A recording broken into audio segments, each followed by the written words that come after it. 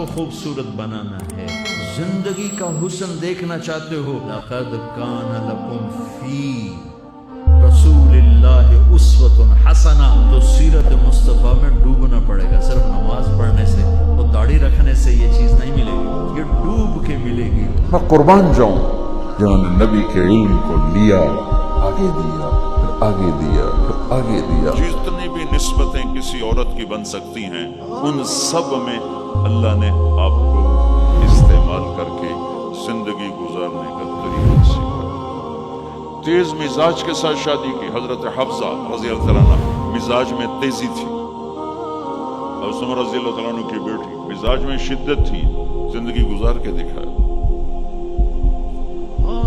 سب سے مشکل رشتہ خاوند اور بیوی ہے۔ اب ایک حدیث سنو، عائشہ مجھے جب سے پتہ چلا ہے نا کہ تو جنت میں میری بیوی ہے، تو میرے لیے تو مرنا ہی آسان ہو گیا۔ تو میرے رب کی قسم، ہمیں آپ کو سمجھانے کے لیے، ہمیں آپ کو بتانے، اللہ کی قسم یہ دلداری تھی۔